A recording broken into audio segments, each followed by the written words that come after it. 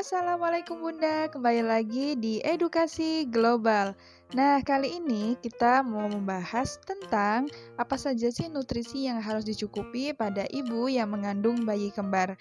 Nah, buat Bunda yang penasaran dengan video kali ini, silakan klik tombol subscribe, like, comment, and share-nya supaya Edukasi Global semakin bersemangat untuk membuat video-video yang bermanfaat. Jangan lupa untuk stay tune terus ya.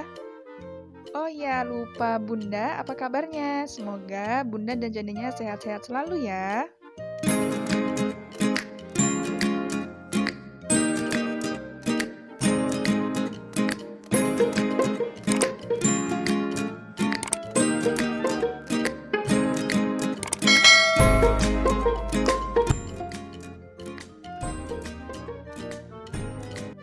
Oke Bunda, kehamilan kembar bukan berarti makan 3 es krim atau memakan makanan hingga 3 kali lipat ya.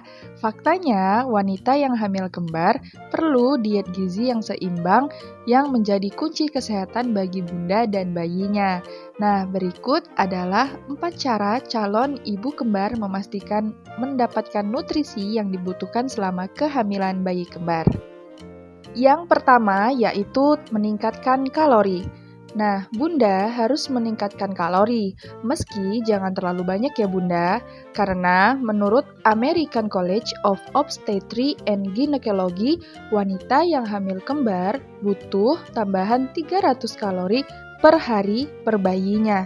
Jadi, seseorang wanita mengandung bayi kembar harus mengkonsumsi kalori ekstra 600 per harinya. Nah, untuk perhitungan 600 kalori ini kira-kira setengah cangkir beras merah dan setengah cangkir kacang hitam.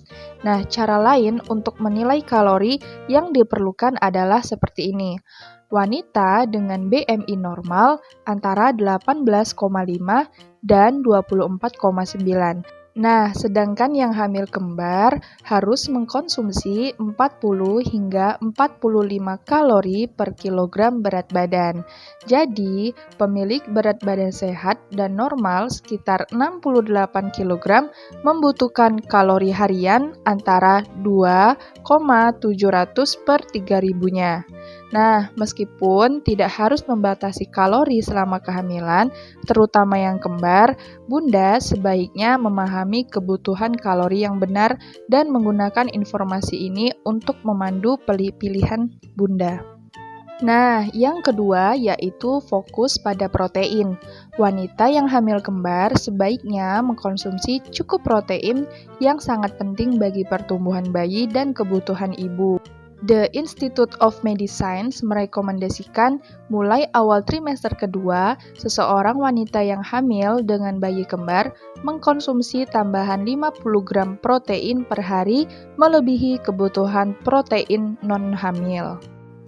Nah, cara lain untuk memastikan pasokan protein yang optimal adalah mendapatkan sekitar 20% dari total kalori dari protein, sekitar 40% dari lemak, dan 40% dari karbohidrat. Nah, untuk wanita yang membutuhkan 2.700 kalori per hari, bisa didapat dari 135 gram protein, sekitar 120 gram lemak, dan 270 gram karbohidrat, dengan menekankan pada karbohidrat yang kaya serat seperti kacang-kacangan, biji-bijian, sayur-sayuran, dan buah-buahan. Yang ketiga yaitu rutin minum air putih. Untuk tetap terhidrasi, wanita hamil membutuhkan 3 liter air sehari. Beberapa persyaratan dapat dipenuhi dengan makanan yang tinggi kandungan airnya seperti yogurt, sup, buah, dan sayuran.